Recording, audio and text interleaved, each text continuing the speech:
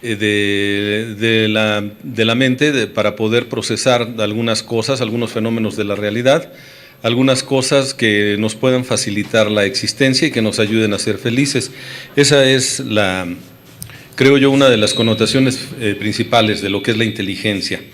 Y vamos a agregar aquí lo que son emociones, porque tradicionalmente la inteligencia se ha medido por el IQ, que son las siglas en inglés del coeficiente intelectual. Recordarán ustedes, quienes tienen cierta edad, que había un programa hace muchos años que salía en la televisión que se llamaba el Doctor IQ.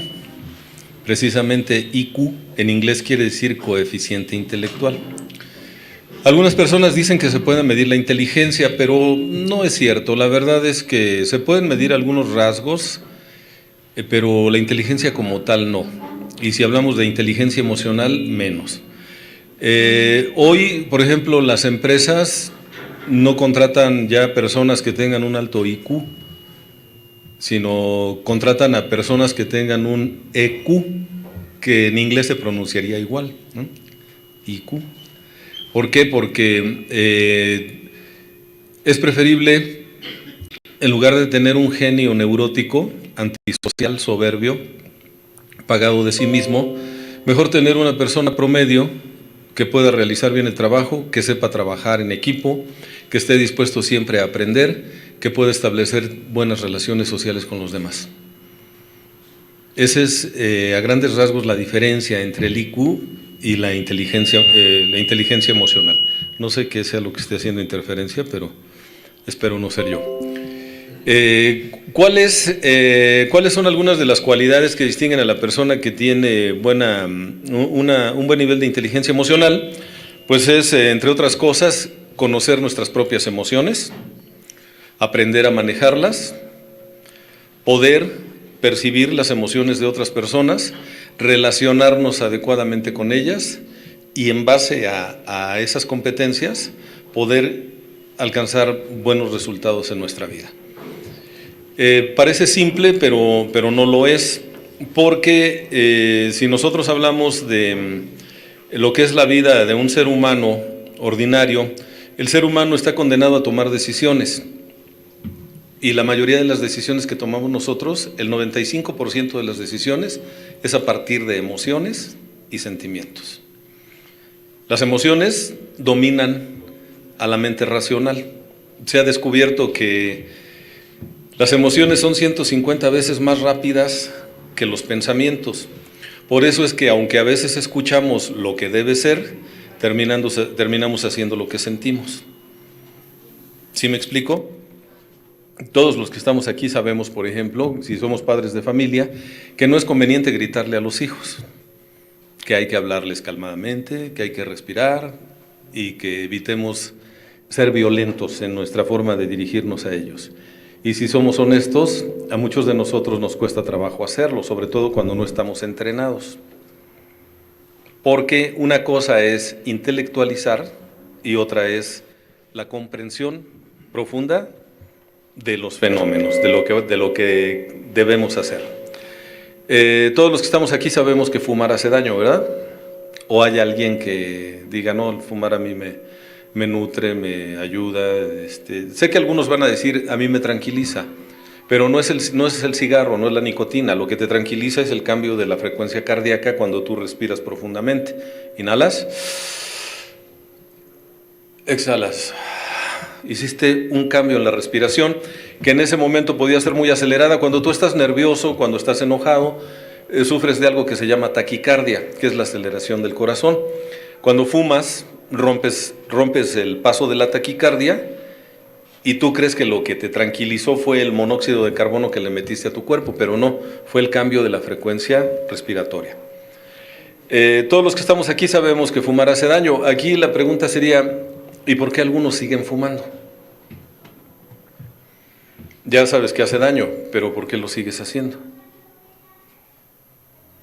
Porque no tienes inteligencia emocional. Porque el cigarro es un ansiolítico. Es un elemento que te va a calmar la ansiedad. Todo lo que en nuestra vida nos provoca falta de armonía interna se traduce en última instancia en ansiedad, y toda ansiedad reclama un ansiolítico. Entonces, no importa que yo intelectualice que el fumar hace daño, si no pongo en orden algunas situaciones y si no educo a mis emociones, sobre todo a mis respuestas emocionales, entonces sigo cayendo en lo que yo decía que debía evitar. Hay un verdadero problema aquí, porque las emociones básicas que nosotros tenemos son las que demandan para la gran mayoría de las personas una respuesta inmediata. ¿Y cuáles son esas emociones? Son miedo y enojo. Los seres humanos nacemos con esas dos emociones, miedo y enojo. Y esas emociones tienen valor de supervivencia, o sea, nos ayudan a sobrevivir. Y si yo no las manejo adecuadamente, me van a meter en muchos problemas. Cuando el ser humano captura el mundo a través de sus sentidos, nuestra percepción se da a través de los sentidos, a través de los 5 sentidos que dicen que tenemos.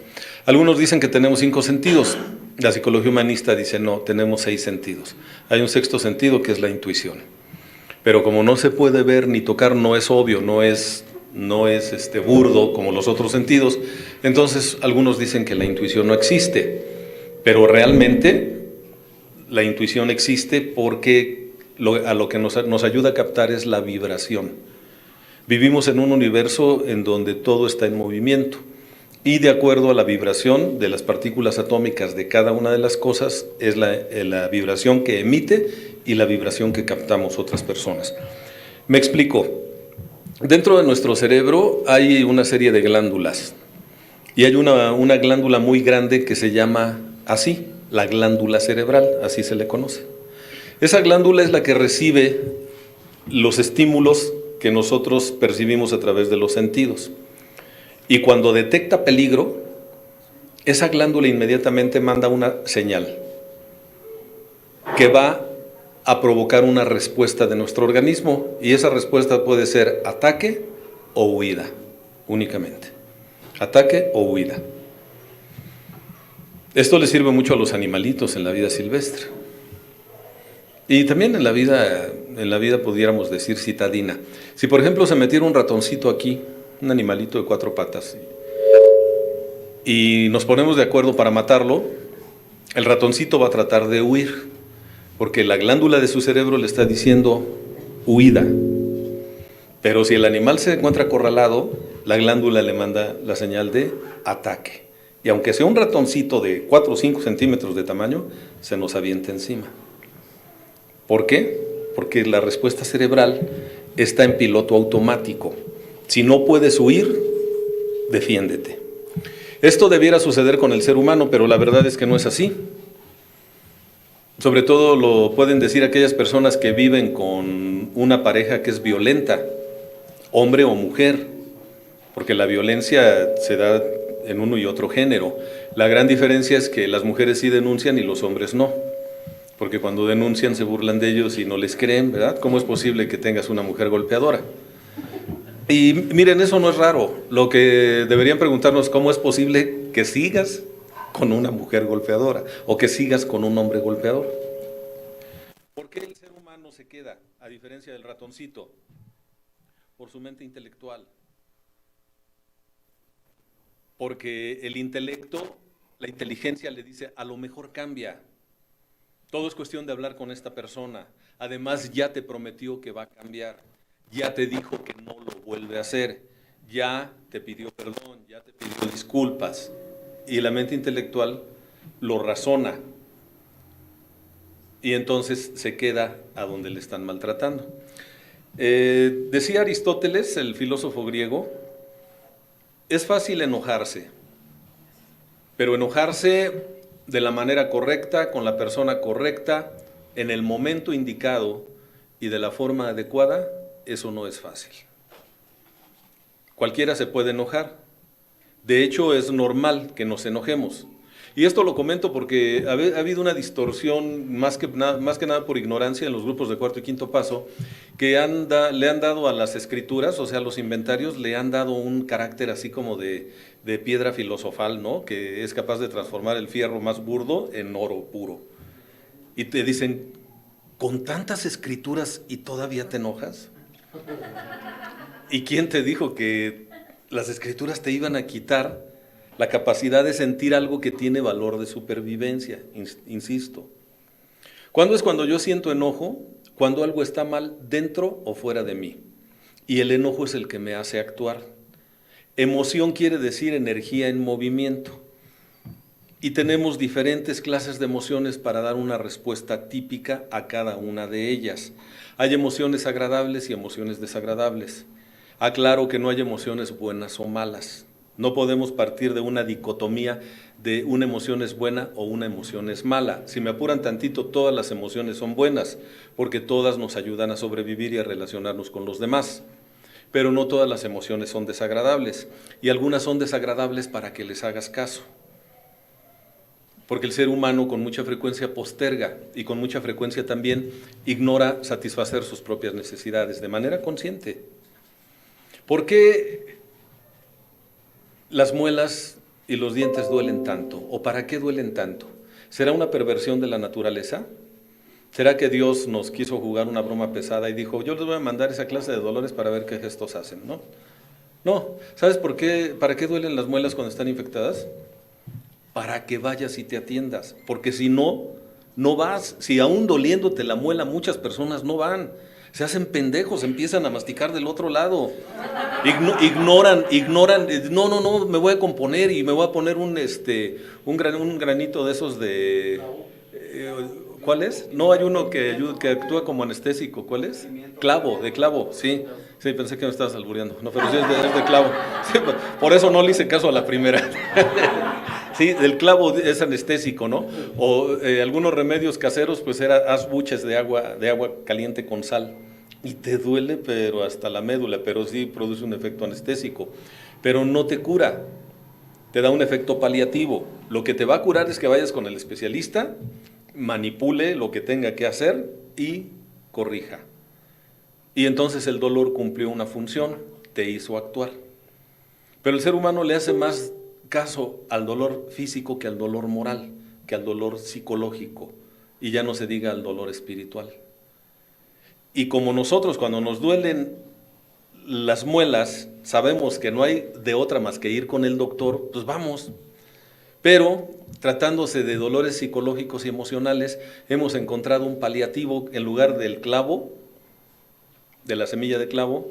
Algunos se meten alcohol, otros se meten drogas, otros empiezan a utilizar ansiolíticos que actúan como sedantes del dolor. Y si bien es cierto que calman el dolor de manera temporal, también es cierto que no nos curan y que entonces cuando pasa el efecto sedante, vuelve el dolor con mayor intensidad. Y entonces aumentamos la dosis para conseguir el mismo efecto, hasta que el cuerpo, que es maravilloso en cierto sentido, desarrolla tolerancia a la sustancia y eso nos vuelve adictos.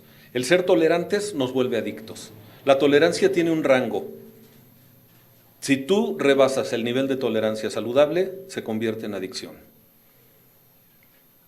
Véanlo, si tú te tomas, la primera vez que quizás te emborrachaste, lo hiciste con un bote de cerveza.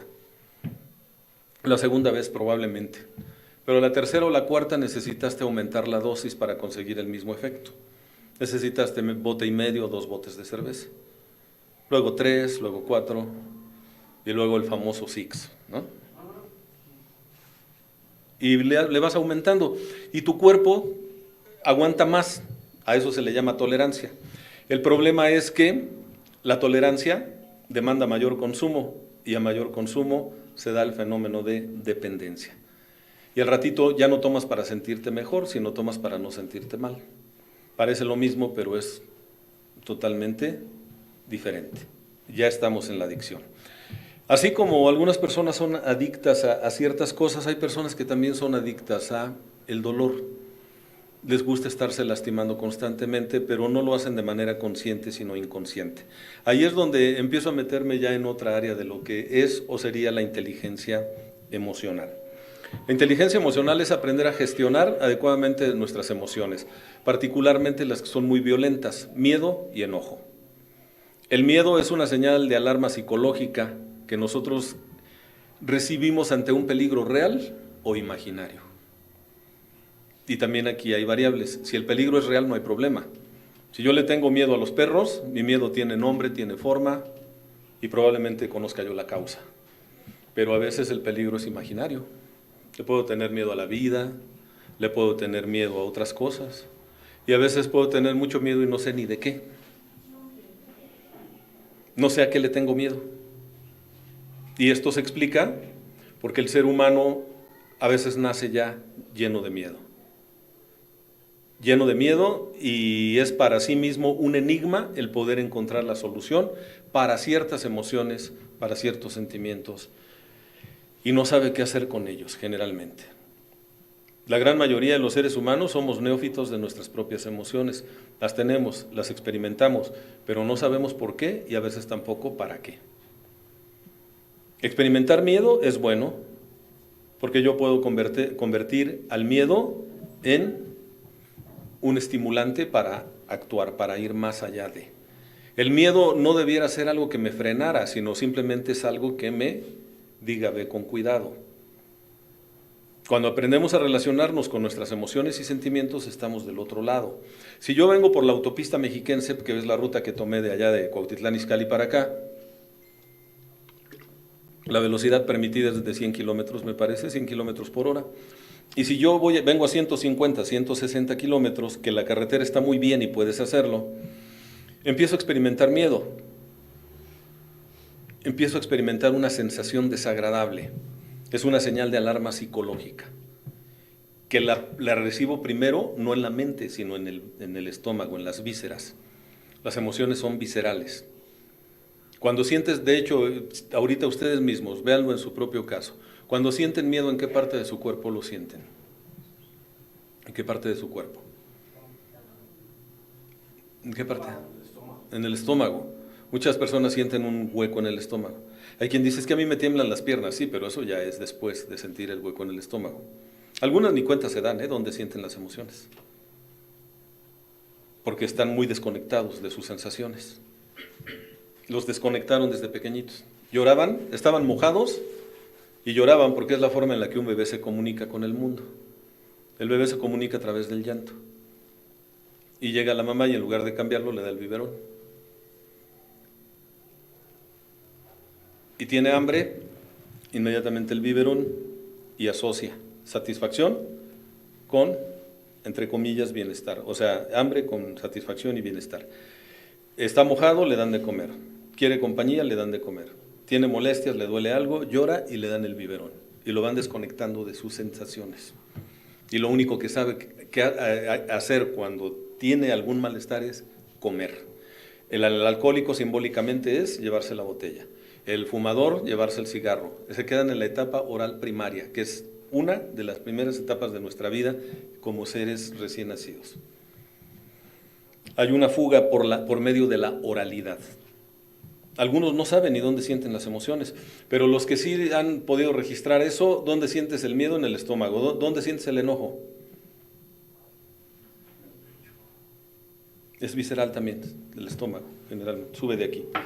Nosotros tenemos varios chakras, chakra corona, el del tercer ojo, el ajna, el de la boca, la garganta, el del corazón, el del plexo solar, el del vientre, el área genital, y el chakra raíz, que está a la altura del coxis. Todo en línea recta con nuestra médula espinal, que es parte del sistema nervioso central. El cerebro y la médula espinal son el sistema nervioso central. Y nosotros sentimos el miedo aquí, sentimos el enojo aquí. El asco, ¿dónde lo sientes? ¿Cuándo sientes asco? En el estómago también. Y cuando estás enamorado, ¿dónde te aletean las mariposas? Es en el estómago, ¿no? Si no has sentido eso, pues no sabes de lo que te has perdido. Las emociones son viscerales y tienen valor de supervivencia. Entonces yo vengo por la autopista y siento una inquietud, percibo una inquietud y digo, a ver, ¿cuál es tu miedo, Roberto? ¿Que te detenga una patrulla? Pues puede ser, pero más bien creo que es que voy muy rápido y puedo tener un accidente. Y entonces le bajo la velocidad. Y el miedo desaparece, la sensación de miedo desaparece. ¿Por qué? Porque recibí la señal que me está enviando mi emoción, respondo a ella y la misión cumplió su misión y se va. Pero si yo ignoro a mi emoción, la emoción está ahí. Las emociones ahí se quedan. Y a veces sepultamos a las emociones, y cuando sepultamos a las emociones, las sepultamos vivas. Por lo tanto, pueden aparecer en el momento menos indicado y de la manera menos conveniente. Represión emocional no es solución de problemas, es simplemente ponerle pausa a algo que tarde o temprano se va a activar y probablemente, con consecuencias desastrosas en nuestra vida. Si yo tengo miedo, entonces puedo actuar a través del miedo y a pesar del miedo. Si los miedos te paralizan, cuidado, porque entonces la emoción no está cumpliendo ya su cometido. Ya hay una asociación psicológica muy fuerte a una emoción también sumamente fuerte, que es el miedo. Por lo tanto, la fórmula es a pesar del miedo y a través del miedo. Algunas personas dicen que no quieren intentar cosas porque les da miedo. Y el miedo solo les está diciendo, ten cuidado. Pero es que me da miedo fracasar. Y precisamente por eso vas a fracasar. Porque la única forma de fracaso en la vida es cuando no intentas las cosas. Si tú lo intentas, probablemente fracases, entre comillas, no consigas tu objetivo, pero a lo mejor sí. Si no haces nada, seguro que vas a fracasar. Porque no te vas a quedar como estás, sino te vas a quedar peor. Entonces, la fórmula es a pesar del miedo y a través del miedo. Me enojo. El enojo tiene un mensaje para mí. Me indica que algo está mal dentro o fuera de mi persona.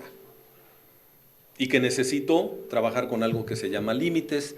Cuando yo trabajo con personas en terapia, llegan y se quejan amargamente de su pareja, de sus hijos, de sus padres, de sus socios, de los jefes, ahora de Peña Nieto, ¿no? Porque ya ven que es la muleta preferida de los mediocres, ¿no? No, pues es que con este pinche presidente, pues cómo nos ha ido. Los conozco y su vida estaba hecha una porquería desde antes de que Peña Nieto fuera siquiera gobernador del Estado de México, ¿no? Y al ratito va a ser el peje. Espérense que haya un cambio de facto de gobierno y va a ser el villano favorito de los mediocres. Porque los mediocres tienen algo en común. Tienen perfectamente identificado al causante o a la causante de su fracaso. Ellos son pobres víctimas. Bueno, el enojo a mí me dice que algo está mal.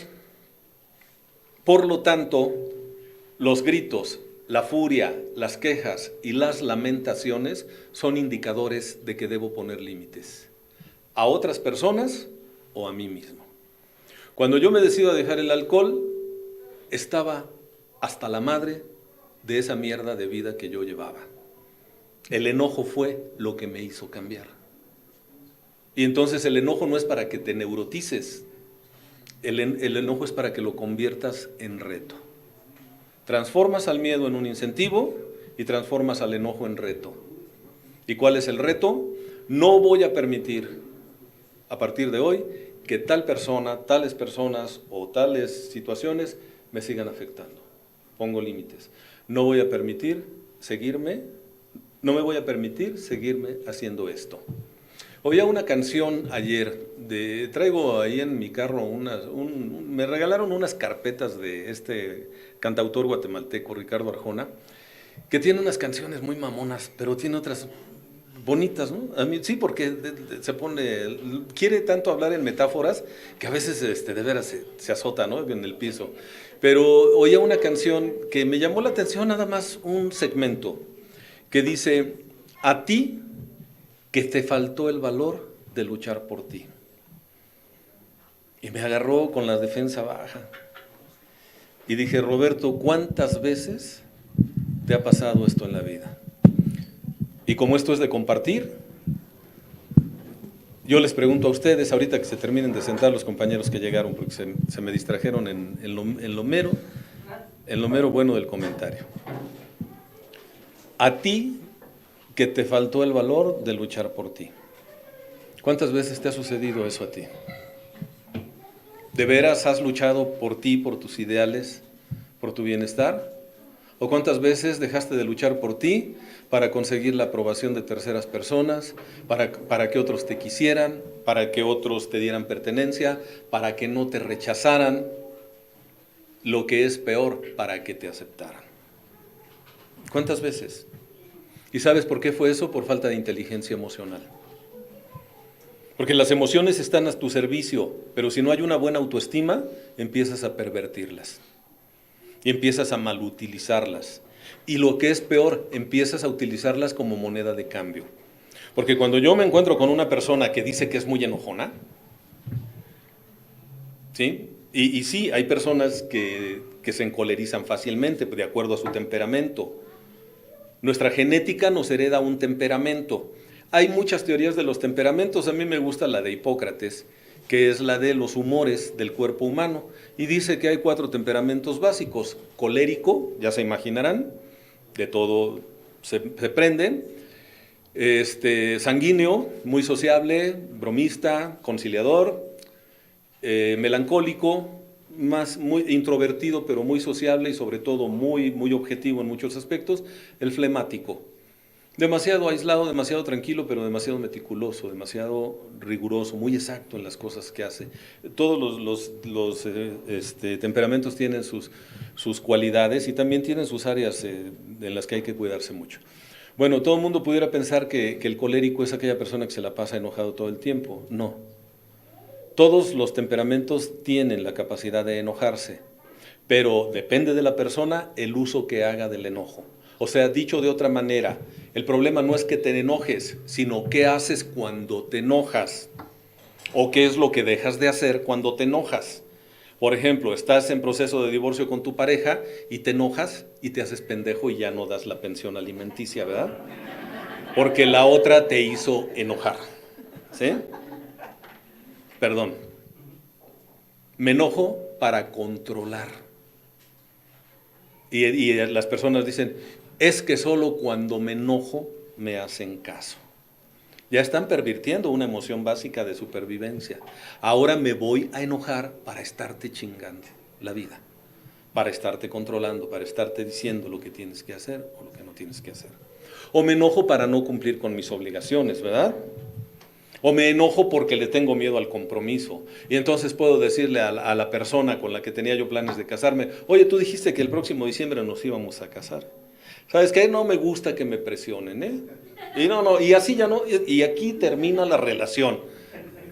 No, me hizo enojar. Tú ni enojado estás.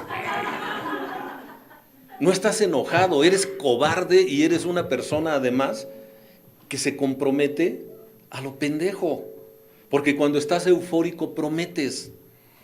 Mira, cuando estés enojado no tomes decisiones importantes en tu vida.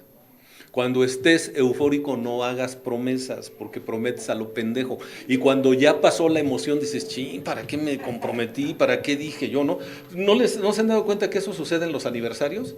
No, compañeros, vamos a hacer un buen aniversario. No, yo sí traigo esto, yo coopero con lo otro, aquello. Y después cuando te leen la minuta dices, ay, ¿a poco yo dije que iba a traer 150 refrescos? Mejor me hago el enojado, ¿no? Y no voy al grupo. Y me aparezco unos 15 días después. Eso llega a suceder en los grupos de por allá, no sé a quién en esa.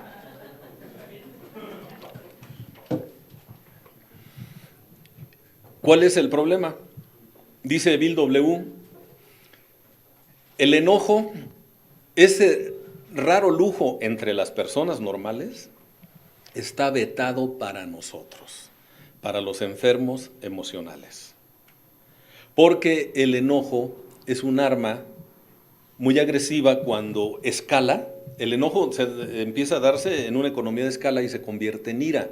Y la ira, por definición, es agresiva. Y la ira puede ser verbal, puede ser física, puede ser sexual, puede ser económica, la violencia puede ser espiritual.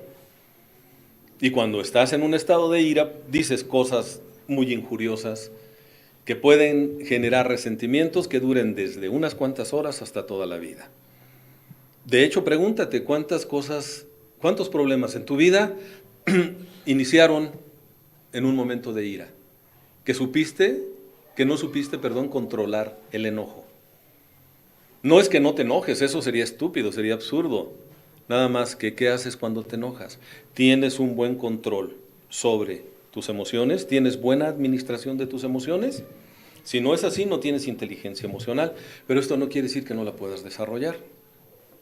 A diferencia de muchas cosas que no podemos cambiar en nuestra vida, como es el temperamento no se puede cambiar, El carácter sí se puede moldear.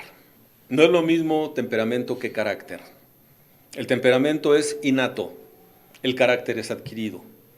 Y el carácter es el instrumento psicológico que me confiere la habilidad de mantenerme en un compromiso que yo he realizado, aun y cuando la emoción y el sentimiento hayan pasado. Todo eso es carácter. El instrumento psicológico que me confiere la habilidad de sostenerme en un compromiso que yo hice, conmigo mismo, con los demás, aun y cuando la emoción y el sentimiento hayan pasado. No es que la persona inteligentemente emocional no sienta, lo que pasa es que no siente neuróticamente y por lo tanto no tiene arrebatos. Y si empieza a tener uno, se detiene y dice, en este momento no negocio, no digo nada, no estoy en condiciones de dialogar o de acordar alguna situación. Y eso es lo que nos hace humanos, porque es un profundo sentido de empatía. Ahora, tenemos que practicar. Nosotros hablamos aquí de tolerancia, ¿verdad? El código en los grupos de cuarto y quinto paso es amor, comprensión, tolerancia y respeto. Y hay que tener cuidado con lo que pedimos. Pero si eres tolerante, necesitas desarrollar tolerancia para contigo mismo. Estoy empezando a educar mis emociones. ¿Qué necesito hacer? ¿Recuerdan lo que les dije al principio? Conocer mis emociones. Esto no es posible sin un análisis de la personalidad. Aquí directamente, ese primer pilar, por así decirlo, de la inteligencia emocional nos remite al cuarto paso, al octavo paso y al décimo paso. No hay más inventarios en el programa de Alcohólicos Anónimos. Algunos tienen que la escritura del segundo paso, del 12º paso, pues no sé de dónde sacaron esas cosas, porque los únicos pasos que nos hablan de inventario son 4, 8 y 10. Y si me apuran tantito, el que nos da inteligencia emocional es el 10º paso, que es el que casi nadie lleva a cabo.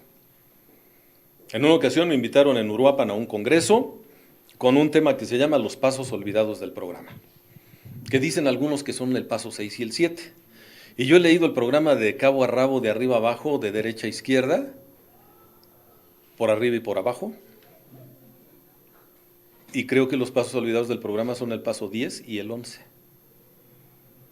Y entonces empecé a hablar del 10º paso y el coordinador, que se ve que así había leído, me pasa una notita y me dice, compañero, los pasos olvidados del programa son 6 y 7. Le digo, no, son el 10 y el 11. Aquí ya vemos cerca de 1000 personas, les decía yo.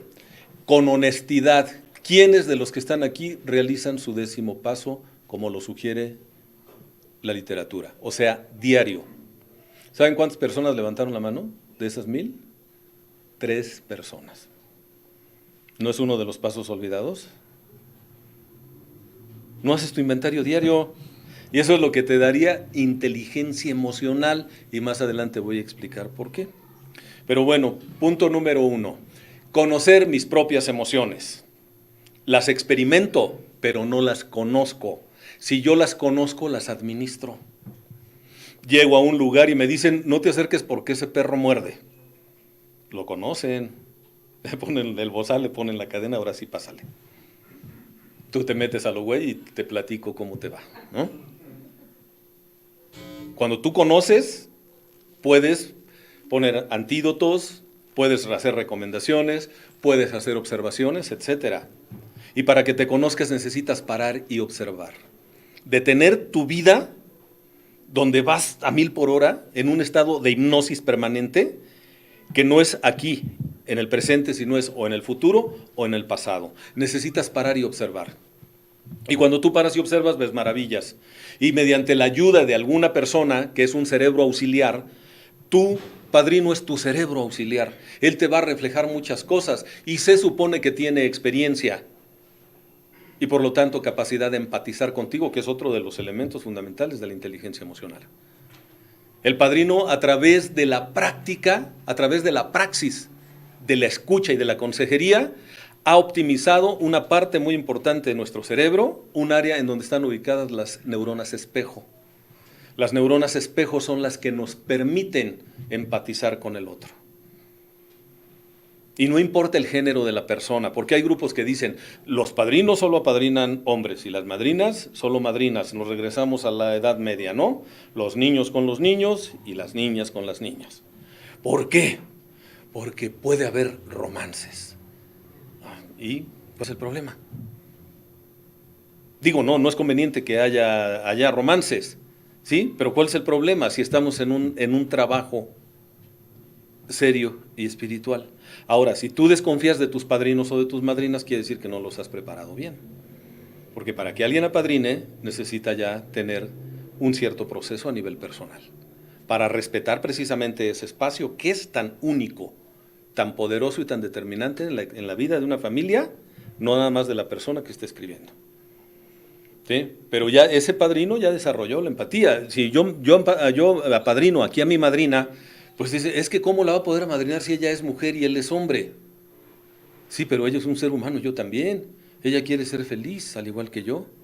Ella está en el mismo modelo de tratamiento, que es el programa de los 12 pasos, y yo también. ¿Cuál es el problema? No necesitamos ser idénticos, simplemente ser semejantes y tener un buen nivel de empatía. Y para que yo pueda trabajar con las emociones de ella, necesito haber trabajado las mías. Por eso muchos padrinos se espantan de las emociones de sus ahijados. ¡Ay, se puso re mal y todo! ¿Te da miedo el enojo de tu ahijado? Quiere decir que no has trabajado el tuyo, ¿eh? ¿Te da miedo el rechazo del otro? No has trabajado tu autoestima. Por eso digo que va íntimamente ligado el aspecto de la inteligencia emocional con la autoestima. Porque la autoestima es una creencia, de entrada es una creencia, y nosotros nos movemos en base a creencias. De manera económica, autoestima es la opinión que yo tengo acerca de mi persona, de manera económica, así rapidita. Ya una definición más amplia de autoestima, autoestima es saber que soy una persona buena, importante y valiosa, que tengo derecho a existir, a ser feliz, a disfrutar las cosas bellas de la vida y que me siento capaz de enfrentar con éxito los desafíos y los retos que la vida me presente. Esa es autoestima. Si no hay inteligencia emocional, dime cómo. La autoestima y la inteligencia emocional son parte de lo mismo, se retroalimentan, se complementan entre sí. De hecho, muchas veces para lo que necesitas para desarrollar autoestima es lo que necesitas para desarrollar inteligencia emocional. A mayor autoestima, más inteligencia emocional. A más inteligencia emocional, mayor autoestima, porque sabes gestionar tus emociones, tus sentimientos. Por lo tanto, sabes solucionar tus conflictos, sabes cuándo guardar silencio, sabes cuándo evitar la discusión, porque un buen guerrero sabe que a veces la mejor estrategia es la retirada. Y huye mientras tengas tiempo, porque después a lo mejor ya no. Te van a decir, ¿qué crees, amores? Que estamos embarazados. Chingas. Órale, yo no quería eso. Pues no te fuiste mientras hubo tiempo. Pero ahora, ¿qué crees? Un ejemplo, es un ejemplo nada más. ¿Sí? Conocerme. Además de conocerme, aprender a manejar mis emociones y mis sentimientos. Y para eso necesito un proceso reeducativo, porque para que yo pueda controlar mi miedo y mi enojo, sobre todo mi enojo, para que yo pueda controlar mi enojo necesito haber desarrollado tolerancia a la frustración. ¿Cuándo es cuando el ser humano se enoja? No se quiebra en la cabeza, cuando las cosas no salen como él quiere. Punto. Sin razón o sin razón. ¿O a poco cuando todo te sale bien andas enojado? No, feliz. Y hasta le dices a la gente, sonríe, échale ganas, la vida es a toda madre. ¿Por qué traes esa cara? ¿No? Porque también eso es parte de la inteligencia emocional. Gestionas tus propias emociones y sabes qué hacer. Sabes separar. Esto es maravilloso. Puedes ponerle pausa al enojo para que no entinte el resto de actividades o de relaciones. En una ocasión llegué ahí en Lomas de Plateros, con una amiga mía, que íbamos a ver un asunto relacionado con el trabajo, Y cuando llegué, me iba yo acercando a la casa, son departamentos, edificios, departamentos, y oí unos gritos así, primigenios, ¿no? Como de primeriza pariendo, más o menos, no sé, unos gritos, pero se oían a todo lo que daba. Y dije, ¿a poco es ella? Porque además era una señora así bajita, menudita, ¿no? Dije, ay, cabrón, poco tanta capacidad tiene sus pulmones, ¿no? Porque la veía que gritaba con todo. Y entonces, antes de reflexionar si era conveniente tocar o no, ya había yo tocado. Y luego me arrepentí, dije, no, mejor me voy y luego regreso. Y se abre la puerta, me ve y me dice, hola. Dice, pásale, por favor. Le digo, si quieres regreso después. Dice, no, pásale, estoy enojada con él, no contigo. Se refería a su hijo. Esa es inteligencia emocional. Estoy enojada con él, no contigo. Dame 5 minutos y ahorita hablamos de nuestro asunto. Pero en ningún momento dijo, no, no es nada. No, así nos hablamos, ¿verdad tú que así nos llevamos? No, yo soy una persona bien dulce, soy una persona muy buena onda. No, digo, sí, estoy enojada, pero no es contigo. Dame una pausa y ahorita platicamos. Eso es gestionar bien tus emociones y tus sentimientos. Poniendo como ejemplo el enojo. Tengo mucho miedo. Adelante, enfréntalo. A veces lo que necesitas es que alguien te diga, enfréntalo. Yo también sentí ese miedo, al igual que tú. La primera vez que yo iba a dar terapia de manera formal, porque ya de manera informal ya había dado consejería como padrino de agrupaciones, estábamos en una clase que se llama supervisión, y la supervisión se da en un consultorio muy, muy particular. El consultorio se le llama Cámara de Gesell, que fue quien diseñó ese tipo de espacio. Y es un consultorio en toda la línea, pero tiene micrófonos de alta sensibilidad. Y tiene un gran espejo que no se ve de afuera hacia adentro, pero de adentro hacia afuera se ve como espejo. Y ahí hay gradas o butacas y ahí están tus maestros y están tus compañeros, quienes te van a dar retroalimentación de buena voluntad. En los grupos se dice te van a dar la ayuda, ¿sí? Cuando tú termines tu participación te van a decir, y esto, primero te van a preguntar, ¿y para qué esto? ¿Y esto por qué? ¿Y lo otro, aquello? Como algunas veces le preguntamos a alguien en la hacienda, ¿verdad? ¿Para qué bañas con incienso al ahijado? Pues no más. Ah, mira. Todo debe tener una intencionalidad. ¿Para qué vas a hacer esto? ¿Para qué vas a hacer este ejercicio? ¿Para qué vas a hacer esta dinámica? ¿Qué pretendes con eso? Tú no puedes estar apretando los botones nada más a lo pendejo. Bueno, sí puedes, pero no es correcto, porque a lo mejor echas a perder tu propio trabajo. Entonces, me pregunta mi maestro, me dice, ¿cómo te sientes, Roberto? Le digo, muy nervioso, tengo miedo. Dice, ¿por qué? Le digo, porque nunca he dado terapia de manera formal. Y me dice, sí, pero tu paciente no lo sabe. Así que entra con confianza. Que no se dé cuenta de tu miedo. Enfrenta el miedo. Yo también sentí miedo la primera vez. Y el miedo, recuerda que simplemente es una señal de alarma psicológica. Vuélvete amigo de tu miedo. ¿Qué mensaje tienes para mí? Ve con cuidado. Gracias. Y ya no lo andes cargando. Es que me da miedo sufrir. Pues entonces gestiona tus emociones. Si es sufrir, porque no es lo mismo sentir dolor que sufrimiento. El dolor es salir lastimado y eso es inevitable. El dolor es inevitable. Lo que sí podemos evitar es el sufrimiento. O sea, sentir dolor muchas veces por lo mismo. Quienes viven relaciones destructivas saben de qué les estoy hablando. Es más, si tu relación te duele, aunque tú no sepas que es destructiva, puede que sí, porque el amor no tiene por qué doler. ¿O sí? Pero ¿cuáles son las creencias, verdad? El amor es sacrificio, el amor es sufrimiento, no. El amor es compromiso, y en el compromiso hay sacrificio, ¿no? Por eso es compromiso. Uno crece en la medida que se compromete, y dice, voy a cumplir con esto, aunque no me guste, aunque esté muy apretado económicamente, aunque tenga poco tiempo, aunque esté agotado, no sé, lo que sea. Pero el sufrimiento, perdón, eso es masoquismo, eso no es amor. Ahora, si eres masoquista, bueno, pues está bien, declárate como tal y no te quejes, disfruta que te lastiman, disfruta tu relación destructiva, que te voy a decir más adelantito por qué escoges relaciones destructivas en tu vida. Y eso no lo vas a ver con escrituras, y eso no lo vas a sanar con escrituras, perdón. Hay gente que a mí me dice, Roberto, he hecho todas las escrituras habidas y por haber. Ya ven que hay gente que tiene más escrituras que un notario público, ¿no? Ya tienen hasta la del venadito y la de no sé cuál, la Super Special Plus Ultra, ¿no? El Guerrero.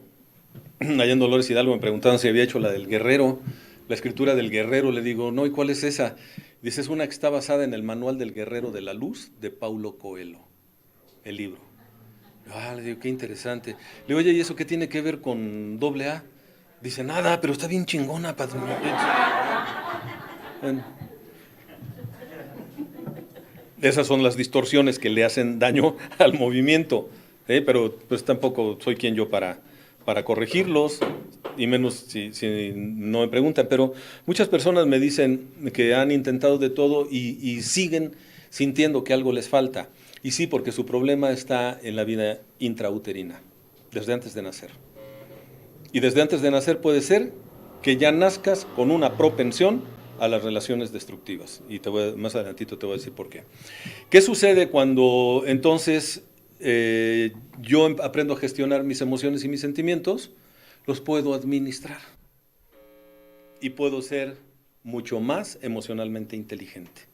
Ya no solo siento, sino controlo lo que siento porque sé por qué lo siento. Y algo muy importante, sé para qué lo siento.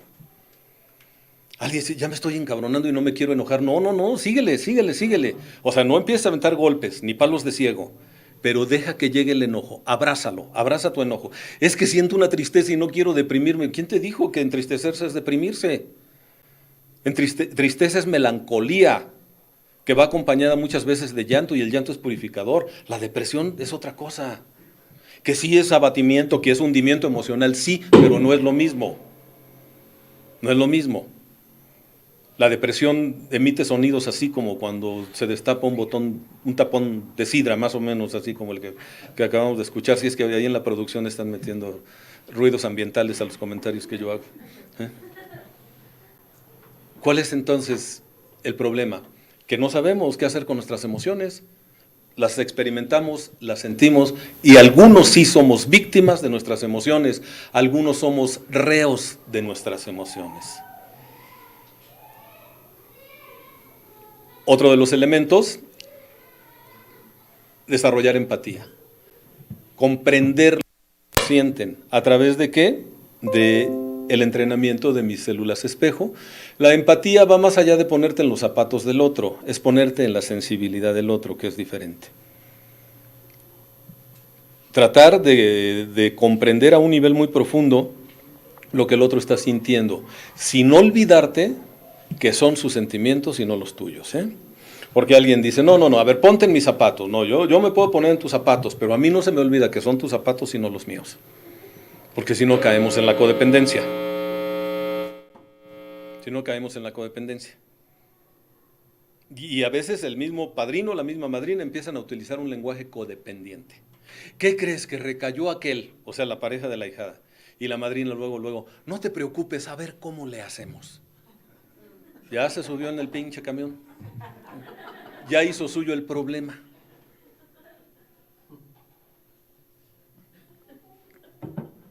Hasta en la oración de la serenidad, yo oigo en algunos grupos, Señor, concédenos serenidad. ¿A quiénes? ¿A todos? No, pide por ti, tú pide por ti, a lo mejor el otro no quiere serenidad. Está demasiado sereno. A lo mejor lo que necesita es un poquito de actividad, ¿no? Más que de serenidad. Pide por ti. Dame sabiduría para discernir la diferencia, ¿no? Y te dice tu poder superior, sí, pero estate quieto, cabrón, pues sí te puedo dar sabiduría, pero antes tienes que parar, ¿no? Parar y observar. ¿Y qué sucede entonces? Que a través de eso yo puedo manejar excelentemente mis relaciones y la solución de problemas. Porque un elemento más de la inteligencia emocional se llama automotivación. Estoy bien deprimido, pero ¿qué necesito? Nada más habría que apagar el otro, ¿no? Para que no haya interferencia. Gracias. Estoy bien deprimido, ¿qué voy a hacer? Automotivarme. Porque mi grupo abre hasta en la noche y quién sabe si tenga la oportunidad de hablar con un padrino, de subirme a la tribuna, y hoy tengo herramientas. Y entonces me puedo automotivar. ¿Qué es la automotivación? La capacidad de reconocer en mí las cualidades inherentes que tengo, las competencias y habilidades adquiridas, que son recursos para enfrentar con éxito los retos de la vida. ¿Recuerdan la definición de autoestima? Tengo elementos y tengo además un elemento maravilloso si estoy en un programa de recuperación. Tengo un poder superior a mí mismo, que probablemente por eso me está mandando. No es que me mande, sino se están dando las circunstancias para pedir ayuda. Yo solo no puedo salir de este problema, pido me ayudes o pongas los medios para que a tu modo y a tu tiempo se puedan solucionar las cosas. Automotivarme es felicitarme por las cosas que hago. Muchas personas se quejan de que no se reconoce el trabajo que ellas hacen. Y es que en mi casa nadie me valora, es que en el trabajo tampoco, es que en el grupo, es que nadie ve lo que yo hago. Pues felicítate tú, cuando hagas algo bien, felicítate tú. Cada que termines algo bien, felicítate. Y sea cual sea tu nombre, fulano de tal, te felicito por esto que estás haciendo bien. Te felicito si eres alcohólico porque hoy es un día más sin beber. Te felicito porque estás logrando esto, hablándote a ti en primera persona, en tercera persona, perdón. Ayuda. La automotivación es fundamental. ¿Y cómo te puedes automotivar? Viendo tu capacidad de logro, recapitulando algunas situaciones donde te has sentido maravillosamente bien por aquello que tú hiciste. Esto se maneja en programación neurolingüística. Recuerda una situación en la que te sentiste intensamente bien, inmensamente bien por haber logrado algo. Y recupera sensaciones, recupera esa escena con todas sus sensaciones, o sea, recupérala de manera sensorial. Recupera imágenes de ti teniendo ese logro. Escucha, recupera diálogos, palabras, felicitaciones que recibiste. Si es posible, aromas, si es posible, sensaciones táctiles. Esa es tu capacidad, esos son tus recursos internos. Y te das cuenta que puedes lograr grandes cosas. Y como eres una persona objetiva, pues sabrás que a veces no se puede, por más que tú lo intentes. Pero eres capaz de automotivarte. Tenemos estos elementos para poder empezar a desarrollar una adecuada inteligencia emocional. La persona inteligentemente emocional se vuelve amiga de sus emociones. No las rechaza, tampoco genera una compulsión por estar experimentando determinadas emociones. Dice Deepak Chopra que hay gente que nunca se va a recuperar porque es adicta a la catarsis. Quien es adicto a la catarsis va a generar estados neurofisiológicos que le lleven a experimentar placer por lo que es dolor y sufrimiento. Y es cuando la tribuna, en lugar de convertirse en la tablita mágica salvadora, se convierte en el espacio del placer deformado de la conmiseración. Hay gente que han pasado 10, 15, 20 años de la vida quejándose por lo mismo. Son aquellos que no permiten que cicatrice la herida, se meten el dedo en la llaga y se vuelven a lastimar. Son aquellos que son incapaces de hacer de su pasado pasado. Son aquellos que dicen que no pueden perdonar. Porque si perdonan, entonces ya no van a tener cómo lastimarse a través de la autoconmiseración. Es que no he podido perdonar a mis padres. Pues claro, porque ellos son tu pretexto favorito. Si los perdonas, ¿a quién le vas a echar luego la culpa de tu mediocridad? Si perdonas a la pareja que te falló, pues ¿cómo vas a dejar de lastimarte y de justificar todo lo que haces? Y soy una malvada porque tuve una persona que me lastimó. O no creo en ninguna mujer porque una me abandonó y me traicionó. En lugar de reconocer que fuiste pendejo para escoger. Y esa es tu responsabilidad. Cuando dejas de buscar culpables y te haces responsable, se acaba el conflicto. Y te das cuenta que no tienes nada que perdonarle a la otra persona. Porque además, si esa persona llegó a tu vida fue porque tú la escogiste. Y si te hizo sufrir tanto, como tú dices, fue solo porque tú se lo permitiste. Y porque tenías también tu ganancia secundaria. A lo mejor tú habías lastimado a alguien antes y te quedaste con la culpa y trajiste a alguien que te estuviera castigando. Hay gente que se consigue su castigador o su castigadora y se va a vivir con él o con ella. Y a eso le llaman matrimonio. inconscientemente están buscando quienes los maltraten. ¿Y esto por qué? Antes decíamos que era cuestión genética, hoy sabemos que no, que las enfermedades son ambientales. Se decía, una persona que tiene cáncer va a heredar el cáncer a sus familiares, y no. Lo que hereda es una predisposición, pero no hereda en sí el cáncer. Lo que sucede es que si esa persona era muy depresiva, o era una persona que se tragaba mucho los corajes, le va a modelar esa conducta a los niños, a las niñas, y van a actuar como vieron que lo hacían sus padres. Y por supuesto que a los 20, 30 años ya van a tener su cáncer, pero no fue hereditario desde un punto de vista genético, sino desde un punto de vista ambiental. Son las herencias transgeneracionales que se dan en el entorno de las familias disfuncionales. ¿Por qué? Porque el ser humano nace y no sabe que se puede mover. Es un par de ojos, ¿sí?, conectados a un cerebro, y empieza a ver el mundo. Cuando ya empieza a identificar figuras, porque el ser humano cuando nace no ve como vemos nosotros, lo que ve son manchas, sombras, y el nervio óptico se va purificando en su percepción, y al ratito el bebé lo tiene cargado la mamá, y ve, ya está atento a todo, es un observador del universo, pero luego se da cuenta que el universo está a su alcance, porque tiene, bueno, primero ve unas manitas que no sabe que son suyas, y se las lleva a la boca, y empieza a hacer muchas cosas, y luego se da cuenta que con esas manitas, que son tenazas, puede tomar cosas, y empieza a explorar el universo, y después ese niño aprende a caminar, y más o menos hasta la edad de 7, 8 años, ese niño es un observador del universo. El cerebro del niño no tiene algo que se llama diálogo interno. ¿A qué edad empezaron ustedes a platicar con ustedes mismos? ¿Recuerdan? Porque algunos ni siquiera recuerdan. Yo empecé a platicar conmigo como a los 7 años de edad. Se empezó a establecer el diálogo interno. ¿Cuál es el diálogo interno? Mira, es esa platicota que traes contigo en este momento, que te tiene presente físicamente, pero ausente mentalmente. Veo algunos que ahorita están en su diálogo interno, desde aquí los estoy viendo. Ya regresó uno. Sí, está. Por la ubicación de su mirada estaba ahorita viendo una serie de imágenes ahí en su mente. El diálogo interno es esa plática que traemos con nosotros mismos todo el día. Dicen los especialistas que el ser humano más o menos emite unos 60,000 pensamientos diarios y solo es consciente de cuando mucho 10 o 15 de ellos en el día.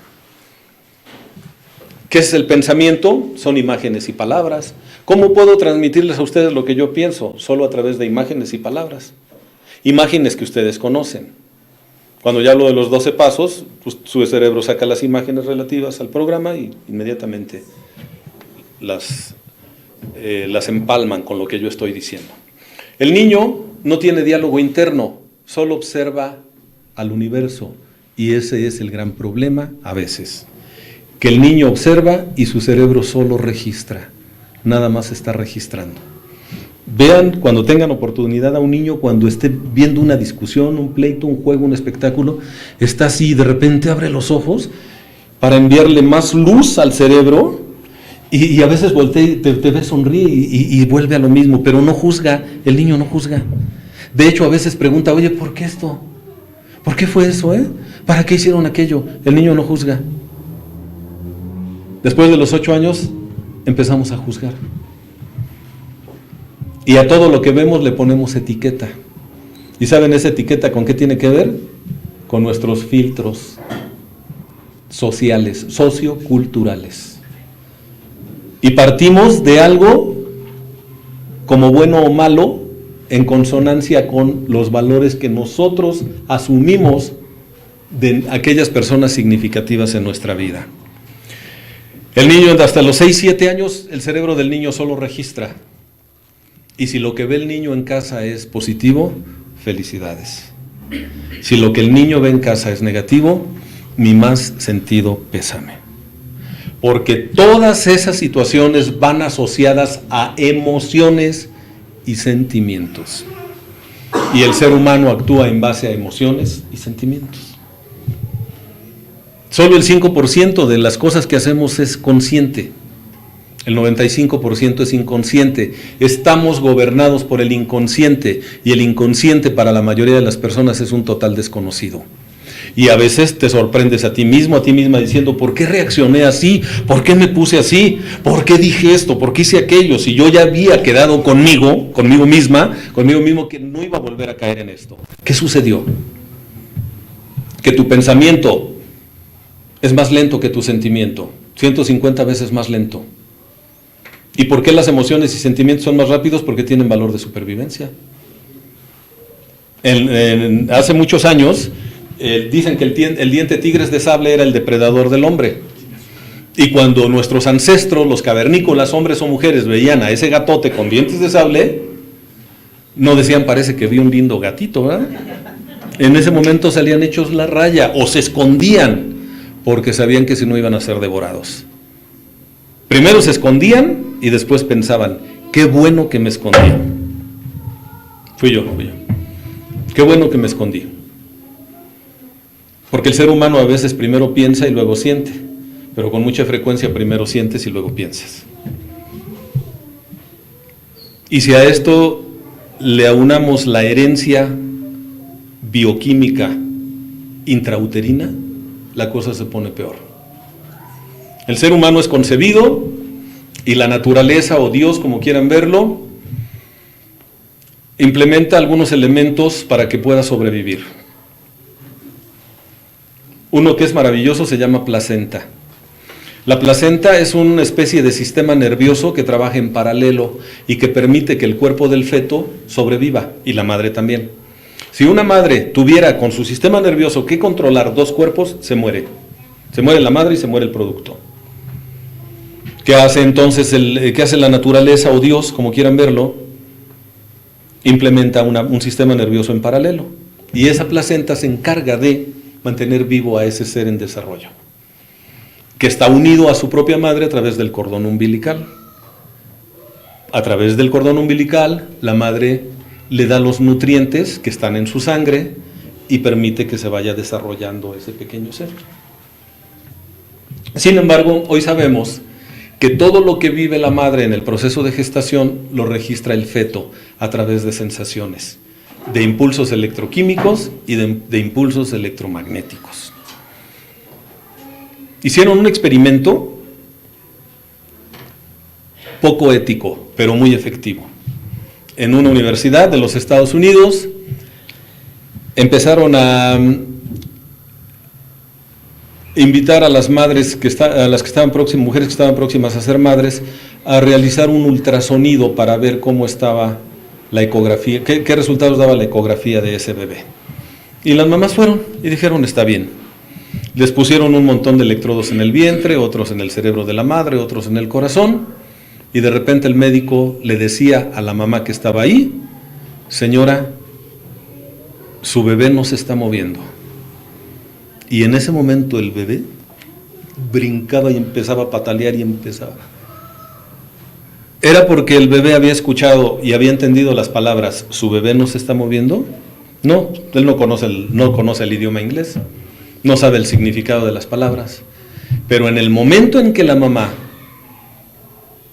pensaba en la sola posibilidad de que su bebé estuviera muerto, la bioquímica de su cuerpo, las glándulas suprarrenales enviaban un trancazo de adrenalina que provocaba taquicardia en la madre, y esto lo registraba el sistema nervioso del bebé controlado por la placenta y reaccionaba igual que la propia madre. Y por un instinto de supervivencia empezaba a moverse.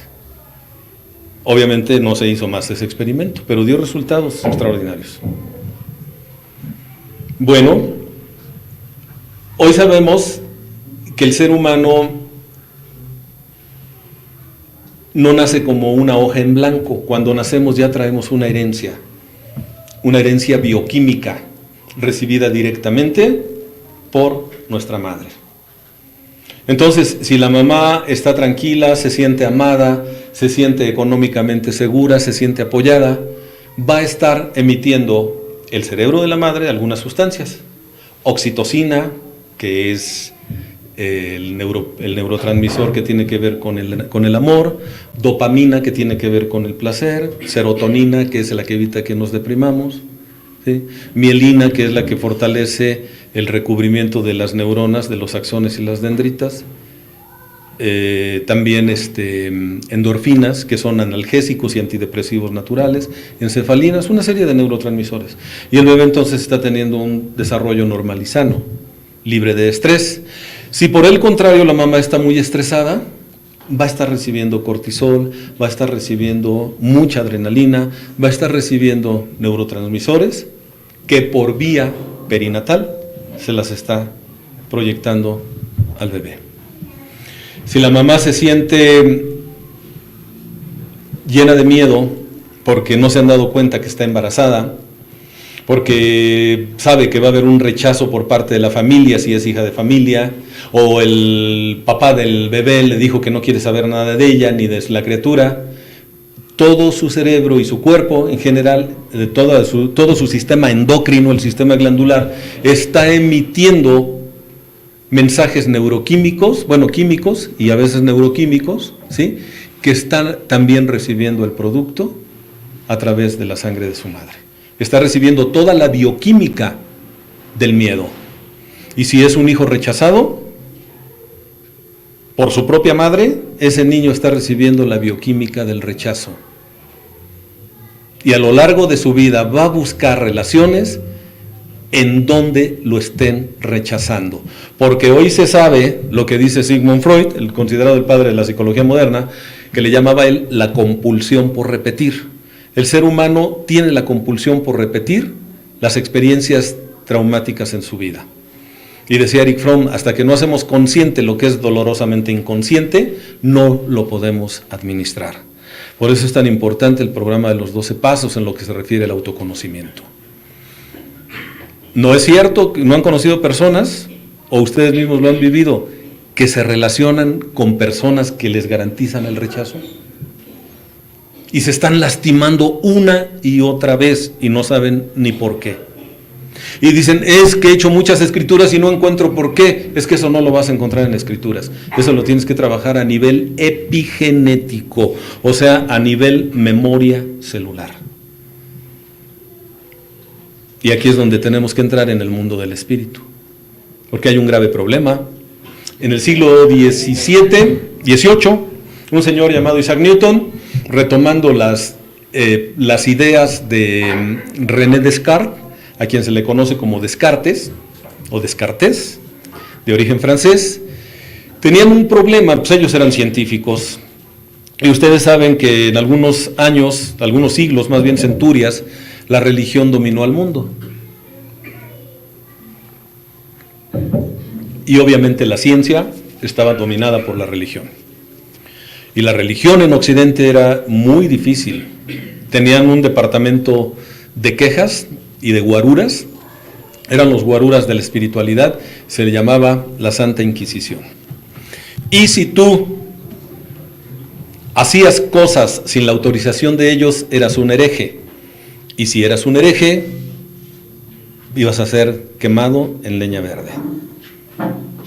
Entonces los científicos, que eran inquietos pero no eran tontos, empezaron a negociar con la iglesia, ¿no? Y les dijeron, dijo Descartes y después Newton, mira, a nosotros no nos interesan esas cosas del alma, no nos interesa la mente, porque no se puede ver, a nosotros nos interesa el mundo físico. Entonces su santidad le dijeron al Papa en turno, usted encárguese del espíritu, que nosotros nos hacemos cargo de la materia. Y el otro comodinamente dijo, va. Y entonces ellos fundaron la escuela que recibió el nombre de física mecanicista. De hecho, recibieron ese nombre, físicos. O sea, los físicos, ¿qué es lo que ven? Pues cosas concretas, cosas físicas, cosas que se pueden ver, medir, tocar, desarmar, encontrar su estructura molecular, su estructura atómica, etcétera. Pero dijeron, la mente no existe porque no la podemos ver.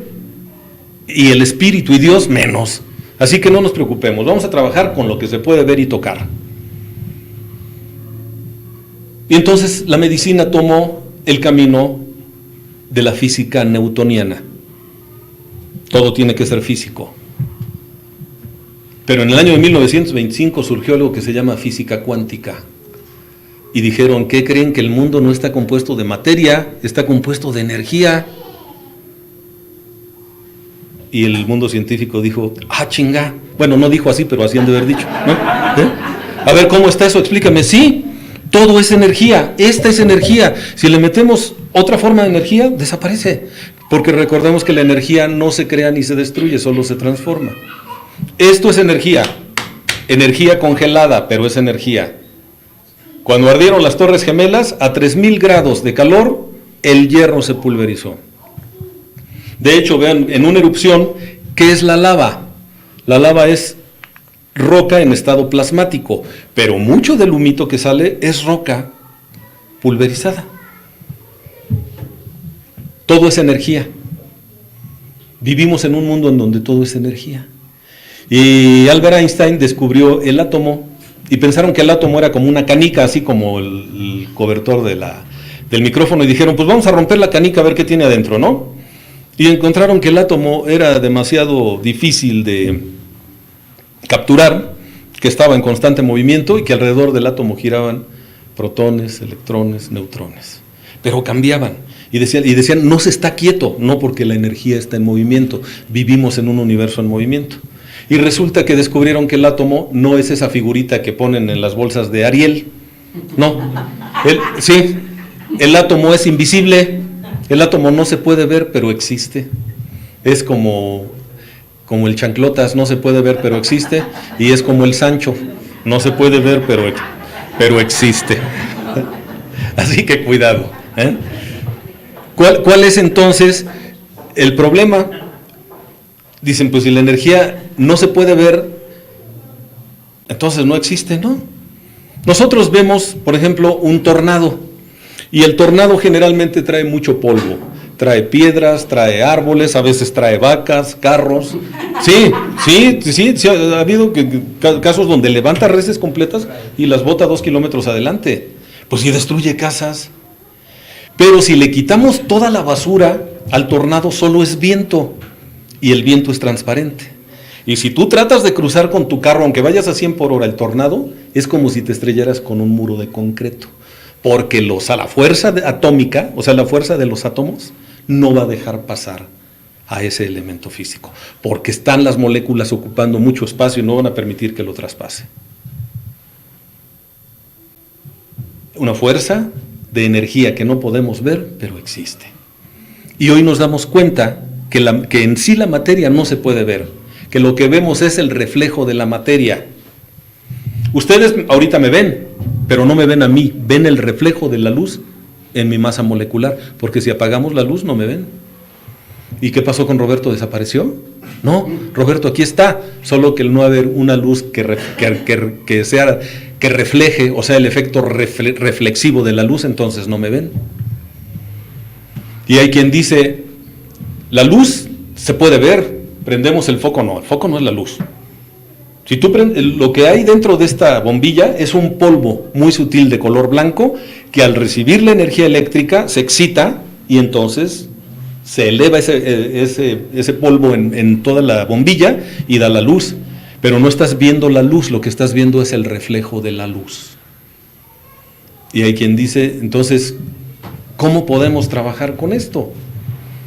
Bueno, pues tenemos que irnos a la parte energética espiritual. Y el espíritu no se ve, pero se siente.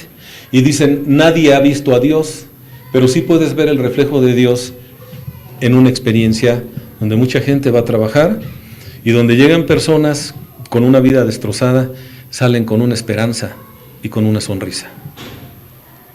Y si no eres capaz de ver a Dios ahí, te estás perdiendo el reflejo más hermoso de la energía colectiva que se está reuniendo ahí.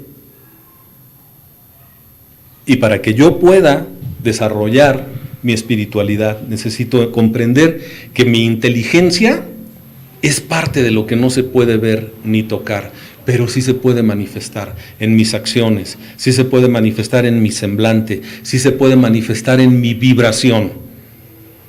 Porque al vivir en un universo en donde la energía no se puede ver, pero sí se puede percibir, entonces nos vamos empatando nuestra energía empata con las personas que están vibrando a nuestro propio nivel de energía. Así como el día de hoy no tenemos cabida en ciertos lugares. Y si ustedes traen aquí un criminal nato en serie, no aguanta una junta completa. Se va porque la energía de este lugar lo aborta. Cuando dos energías se unen, si son positivas las dos, si están vibrando en la misma frecuencia, se da algo que se llama interferencia.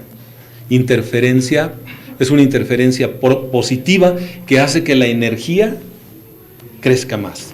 Pero si viene alguien con energía negativa y choca con energía positiva, se da una interferencia que se llama negativa. Y entonces la energía colapsa. ¿Y esto cómo se puede ver? Ponte donde haya una tina de agua o un estanque de agua. La piedra, tomas una piedra y la piedra es energía. ¿Cómo puedes ver la energía de la piedra? Dejas caer la piedra en el agua. Y las ondas son la manifestación de la energía. El reflejo de la energía de la piedra en acción. Y si dejas caer dos piedras, cada una hace sus propias ondas, pero las ondas chocan y hacen una gran ola. Aumentan la energía. Pero deja caer una piedra chiquita y luego una piedra grande. Y aunque ambas hacen olas, en el momento en el que se juntan, las ondas desaparecen, se van hacia abajo. Interferencia negativa. Los seres humanos hablamos un lenguaje, los animales no, se comunican a través de una comunicación no verbal, pero sienten la vibración. Una gacela ve al león y no se pregunta si el león es bueno o malo. De hecho, no le va a preguntar, oye leoncito, ¿ya comiste? ¿Tienes hambre? ¿O me vas a devorar? No, la vibración del animal hace que se retire inmediatamente. Nosotros a veces sentimos mala vibra en alguien y de pendejos nos quedamos. Y te dicen, no tengas miedo, no pasa nada, estamos bien. Tú confía en mí. ¿O qué? ¿No me tienes confianza? No le haces caso a la tripa, porque la vibración la recibimos en el plexo solar. ¿Qué necesitamos entonces? Aprender a vibrar de acuerdo a nuestras emociones, comprender que las emociones son un regalo de Dios y que sirven para que nos relacionemos con cosas, personas, circunstancias e inclusive con ideas. Porque a veces nuestras propias ideas nos llegan a generar emociones y sentimientos muy fuertes, de una o de otra índole. La inteligencia emocional la podemos desarrollar de acuerdo al trabajo de los 12 pasos. Primero, la admisión, que produce emociones muy encontradas, sobre todo en un alcohólico cuando vive en negación. Nos vamos a un segundo concepto básico, análisis de la personalidad y catarsis, lo que son los inventarios y el reconocimiento de nuestras faltas ante Dios y otro ser humano. El restablecimiento de las relaciones interpersonales, ¿qué es? No es más que el ejercicio de la inteligencia emocional que hemos intelectualizado, porque hasta el séptimo paso, la verdad es que hemos intelectualizado. No, yo ya soy una buena persona, ya trabajé mis resentimientos, ya no tengo odios, ya no tengo frustraciones, ya estoy a toda madre. Haz una lista de aquellos a quienes dañaste. Ya hice mi inventario, sí, pero ahora es otro inventario. Ahora es a quienes dañé. Consciente o inconscientemente, directo o indirectamente, de manera permanente o de manera intermitente, física, mental, espiritual, económica, sexual, socialmente, etcétera, económicamente. Y ahora que ya hiciste otro inventario, un inventario de segundo orden, ahora hay que ir a reparar daños. Y ahí es donde vamos a ver qué tanta inteligencia emocional has desarrollado. Porque a lo mejor llegas y le dices a tu hermano, perdóname por esto y lo otro, aquello, y el hermano de manera noble te dice, sí, cómo no, y perdóname tú también. Pero a lo mejor te dice, ¿sabes qué? No te perdono. O con una expareja, quiero que me perdones, y te dice, no te perdono. Te odio y te voy a seguir odiando toda tu vida. No sé cómo tienes la pinche desfachatez de venir a buscarme. Y vamos a ver cómo vas a reaccionar. Si reaccionas con ira, todavía te falta mucho. Si reaccionas con depresión, todavía te falta mucho. Si permites que te llene de culpa, siendo que tú creías que ya te habías librado de la culpa, todavía te falta mucho. Y si cometes la inocentada de reclamarle a Dios y decir, ya ves Dios, yo quiero ser bueno, pero la gente no se ve, pues entonces estás todavía peor. Octavo y noveno paso son inteligencia emocional, es el laboratorio de la inteligencia emocional dentro del programa. Y de ahí vamos a migrar a la inteligencia espiritual. Inventario diario, 10º paso, y hay un encadenamiento directo entre 10º y 11º paso, oración y meditación. Y dice Bill, solo se burlan de la oración y la meditación aquellos que no la han practicado. Herramientas donde vamos a unir la parte espiritual, la parte invisible, no inexistente, por favor. No se me apendejen porque aquí es donde luego se me pierden, ¿sí?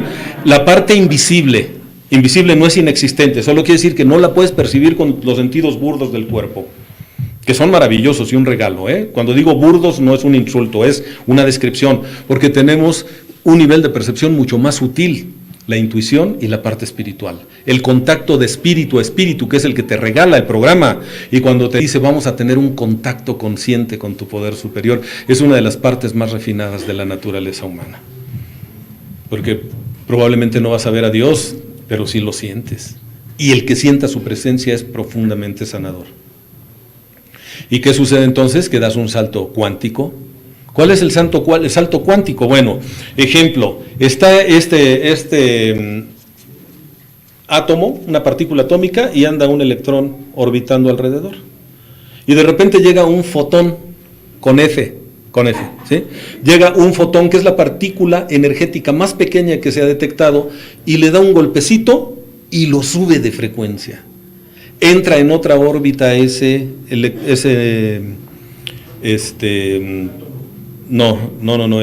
electrón entra en otra frecuencia, pero ya no se puede regresar a la anterior.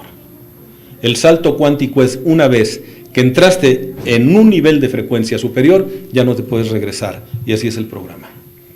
Los que somos alcohólicos, los que son alcohólicos y han vuelto a beber, sabes que nunca te van a saber igual los tragos que antes de conocer el programa. Porque para tu bien o para tu mal, cuando tú empezaste a trabajar con el programa, diste un salto cuántico. Y te puedes regresar, pero a un alto precio. Dice Bill W., la muerte espiritual, que precede a la muerte física muchas veces.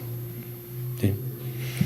Necesitamos entonces entrenarnos en el programa que nos regala la posibilidad de desarrollar un altísimo nivel de inteligencia emocional e, insisto, de ahí la inteligencia espiritual, que podemos las dos practicarlas de manera simultánea. No es que tengo que cubrir esto. Miren, si algo tiene el enfermo emocional, sobre todo el alcohólico, es que no es pendejo. No conozco un alcohólico que sea pendejo. Al contrario, se pasan de listos. Por eso la familia y las parejas se quejan. Digo y las parejas, porque ojalá y fueran de una, ¿no? No, sí, no hablo de las parejas al mismo tiempo, sino de las parejas que los han dejado por cabrones o por cabronas, porque también hay borrachas.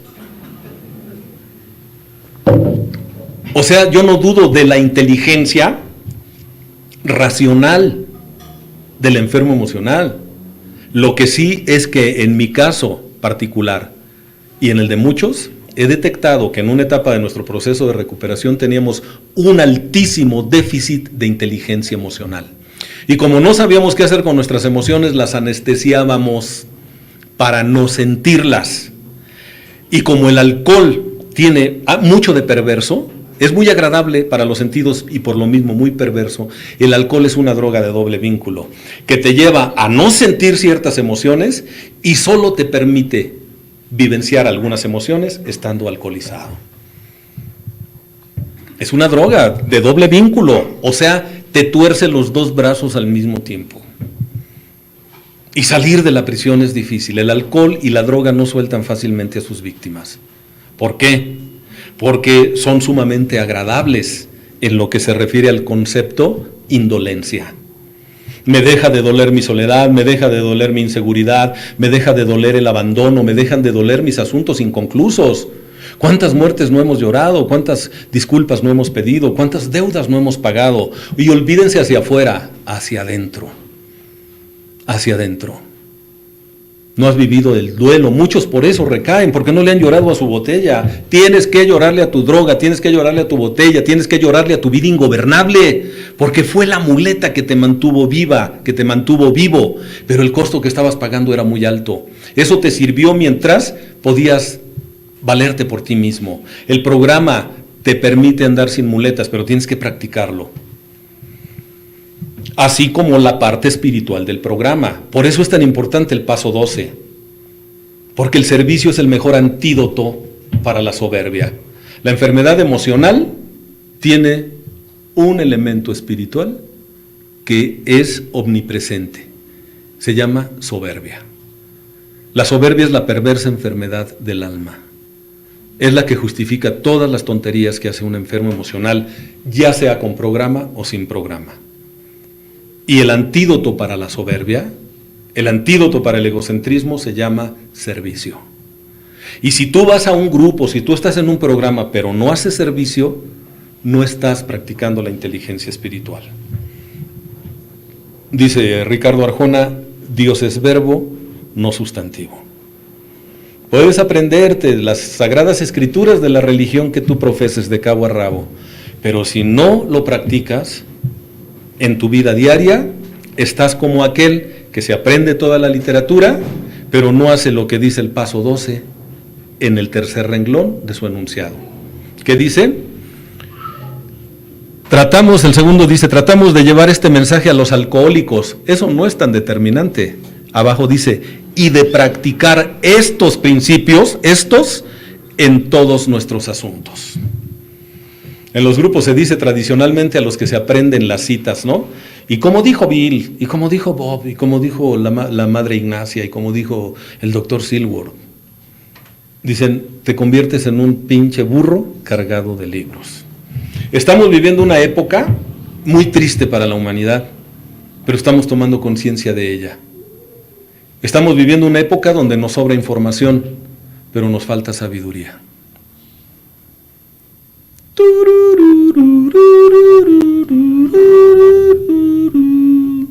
Tenemos un chingo de información. Hoy como nunca sabemos que fumar hace daño, que le agregan más de 4,000 sustancias tóxicas los fabricantes. 43 reconocidos carcinógenos, resinas, barnices, como conservadores que cuando se queman se van a tus pulmones, te los desmadran.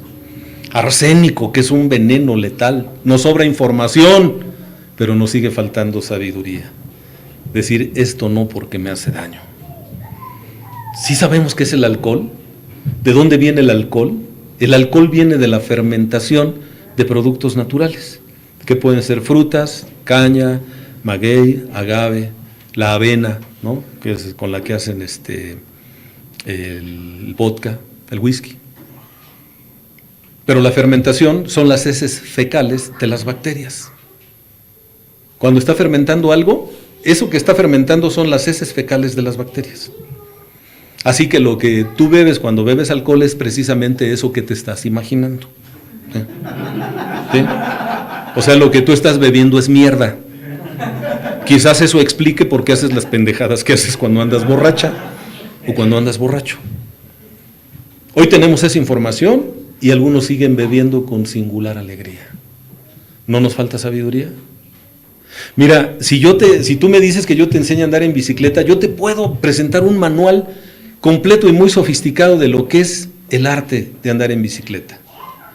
Ya sea a campo traviesa, ya sea en la ciudad, ya sea bajo lluvia, ya sea en una pista olímpica, en donde tiene un peralte que hace que la fuerza, en lugar de ser centrífuga, sea centrípeta, ¿no?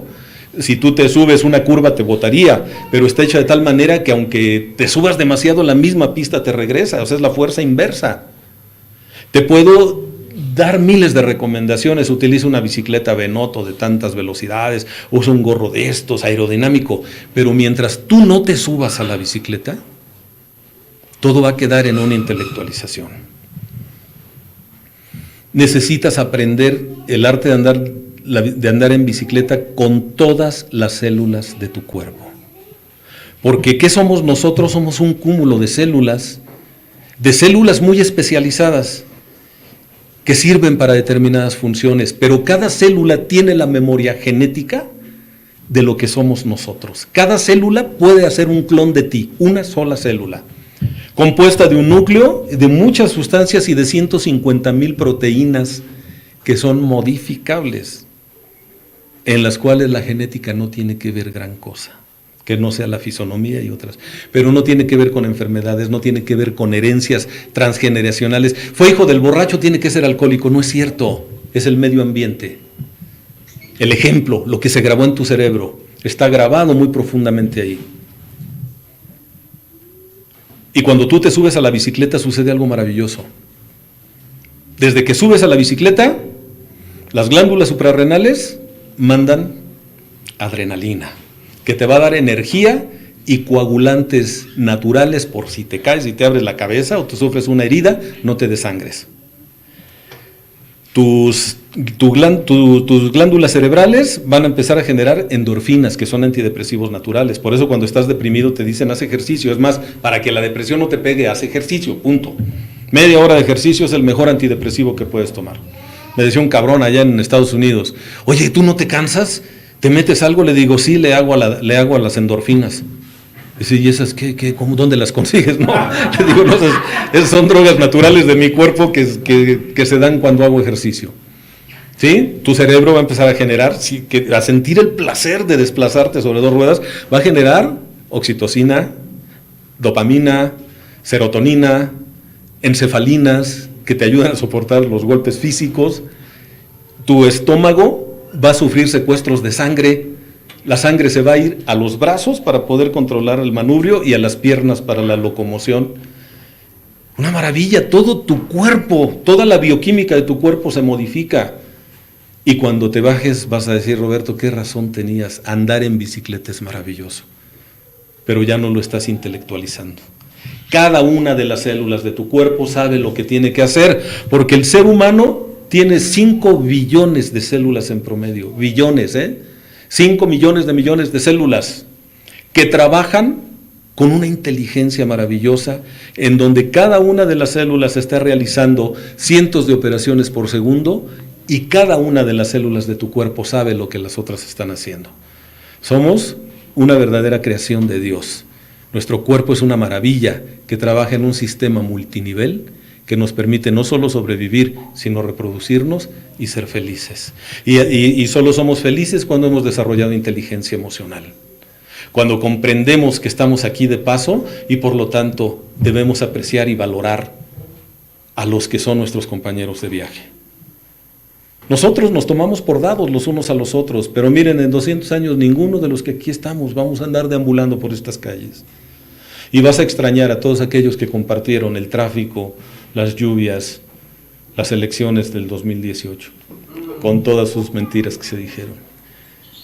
Vas a encontrar otro tipo de cosas y sobre todo una inteligencia emocional saludable. Me acerco, sé que soy una obra en proceso, que soy un ser que está evolucionando constantemente, porque yo hacía meses que no veía a David, no veía a Daniel, pero a mi amigo Arturo, pero yo sé que nosotros somos la versión corregida y mejorada de quienes éramos la última vez que nos vimos. Y que estamos unidos por la fuerza del Espíritu. El Espíritu se llama Programa de 12 Pasos y concretamente el paso número 12, que muchos dejan así como, esto es pasar el mensaje. No, pendejo, es el paso que nos habla del servicio. Es el paso que te abre una puerta, te abre una escotilla a la libertad para que dejes de intelectualizar la espiritualidad como probablemente lo has hecho en el paso 11. Señor, hago mi oración del Padre Nuestro para mí, que soy cristiano, ¿no? Una de las religiones cristianas, no como filiación específica. Señor, y te pido por todos los demás, y esto y lo otro. Y en el paso 12 el Señor me dice, ya no me pidas, ahora tú haz algo, cabrón. Porque nada más me encargas a tus prójimos. Mira, vete a la hacienda, sírveles café, haz esto, haz lo otro, haz aquello, escucha sus vidas, ¿sí? Apóyalos, soporta sus neurosis. Ya, o sea, sí, ya te entendí que eres muy espiritual. Ahora quiero que seas más acción. Quiero que seas verbo y no sustantivo. Esa es la parte de la inteligencia espiritual, y mientras más desarrolles tu inteligencia espiritual, mejor se manifiesta tu inteligencia emocional. Y tu inteligencia racional, que ya tiene lo suyo, la podrás ir empatando cuando entiendas algunos procesos como yo los entendí. Ahora que estoy trabajando con esta de la cuestión epigenética, yo estoy trabajando mucho con mis pacientes a nivel memoria celular. Ni siquiera me interesa que me digan lo que sienten, me interesa que sus células reciban el mensaje. Colapsar las anclas que tienen, poder hacerles creer que sí pueden hacer muchas cosas que ellos creen que no.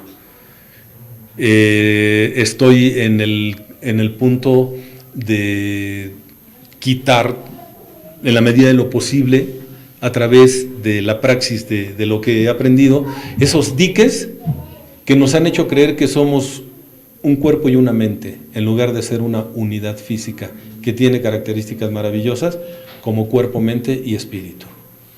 La vida espiritual existe, y lo que primero enferma es la mente, después el espíritu, después la mente y al último el cuerpo. Necesitamos aprender a ligar esos aspectos. El programa nos da todo eso, nos da recursos maravillosos para lograr ese tipo de cosas. Escuchaba hace muchos años ya una charla que tenía Carlos Monsiváis con una señora que ya murió también, una mujer admirable, llamada Emma Godoy, la profesora Emma Godoy.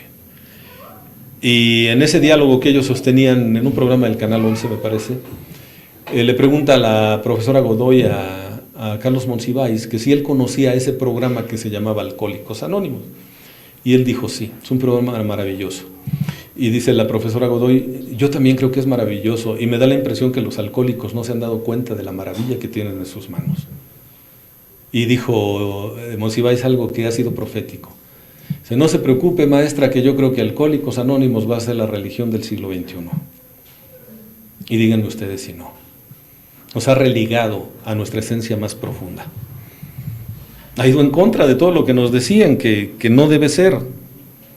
El día de hoy, en lugar de amputar el cuerpo, mejor incrementas la energía para que se den las situaciones, las remisiones espontáneas.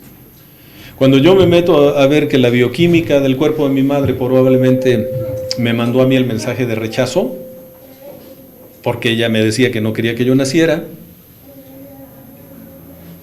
entiendo el porqué de muchas cosas, y al entenderlo colapsan muchas estructuras neuróticas que se habían sostenido precisamente por la fuerza de la ignorancia. Cuando yo comprendo eso, entonces digo, el día de hoy no me voy a meter en situaciones de rechazo, pero tengo que empezar por mí. Me amo y me acepto como soy. Y lo que es más, mi poder superior me ama y me acepta como soy. Que los demás lo hagan es un deseo, pero ya no es una necesidad neurótica. Alguien me decía, oye, fíjate que me enteré que dicen algunas cosas, les dije, no me interesa. Te juro que no me interesa. Antes lo decía de dientes para afuera, el día de hoy no me interesa lo que la gente diga de mí, porque no es asunto mío. Eso me lo dijo mi maestro de meditación hace muchos años, a quien amo y respeto profundamente. Él me decía, Roberto, ¿cuándo entenderás que lo que la gente diga de ti no es asunto tuyo? La gente va a decir lo que quiera. Y si te quejas de lo que la gente dice de ti, eso no es más que el 5% de todo lo que dicen de ti. Así que no te desgastes. No te desgastes. Hoy me interesa mucho lo que yo piense y diga de mí. Soy alguien que se ha estado preocupando por integrar el programa a los conocimientos psicológicos de nueva generación. Y hoy vemos que los conocimientos psicológicos están íntimamente ligados a los procesos fisiológicos de nuestro ser. Nacemos con predisposición genética a muchos trastornos como herencia de la bioquímica que nuestra madre nos dio cuando estábamos en su vientre. Y eso no lo vas a sacar en una escritura. Decía Carl Jung, junto con Ken Wilber, que es uno de los grandes psicólogos contemporáneos, que la conciencia tiene muchos niveles, y Wilber dice que son 9, Jung decía que son 7, y dice, hasta ese nivel, al séptimo nivel, solo Dios puede llegar. ¿Recuerdan lo que dice Bill W? Solo un acto de la divina providencia podría remover la obsesión por beber. ¿Por qué? Porque la adicción está instalada en el 7º nivel de la conciencia y ahí solo Dios puede llegar. Por eso es tan importante la experiencia espiritual. No en sí el trabajo de 4º y 5º paso, ¿eh? El trabajo de 4º y 5º paso sí se puede convertir en una experiencia espiritual, solo si eres honesto. Si no, nada más fue un trabajo mal hecho. Pero no puede ser una experiencia espiritual, porque el requisito es un colapso total del ego, y el ego solo colapsa cuando eres honesto, cuando eres honesta. Tenemos muchas cosas por trabajar. Yo les quiero agradecer infinitamente a los miembros del grupo la invitación. Le agradezco a todos ustedes también su atención y ojalá y podamos seguir dando testimonio de que el programa funciona, pero con una mente abierta, Muchos dicen, ya todo está escrito. No, no es cierto. Bill sabía mucho más de lo que nos dejó escrito. Y algunas cosas nos las dejó de tarea, ¿eh?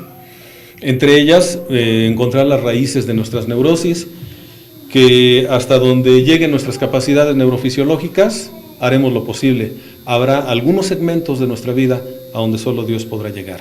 Y para eso tenemos excelentes recursos: oración y meditación. El esfuerzo de fe es fundamental, y creo que precisamente Dios, que nos hizo poderosos, también nos puso un cierto límite. Hay cosas que no podremos hacer para recordar que siempre un poder superior será el siguiente recurso, será la siguiente frontera. La próxima frontera de nuestro desarrollo personal, yo creo que es una sana relación con un poder superior a partir de algo que se llama fe. No se puede ver ni tocar, pero nos anima, nos da vida y puede ser el nuevo sendero de nuestra existencia. Entonces, pues, gracias. Esto es parte de lo que yo entiendo por la inteligencia espiritual. Tiene mucho que ver con emociones básicas, pero creo que tiene que ver más también con la combinación de nuestro intelecto, de nuestra mente racional y sobre todo de la inteligencia espiritual. Obviamente, inteligencia social, que va por default en la inteligencia emocional. ¿De acuerdo? Bueno, pues de mi parte es todo. Muchas gracias, felices 24 horas a todos ustedes, y si podemos cortarle, Dani, para hacer algún comentario adicional, que ya no tiene caso que quede grabado. Muchas gracias a todos ustedes. Quiero comentarles también que traigo un material que hemos sacado desde que inició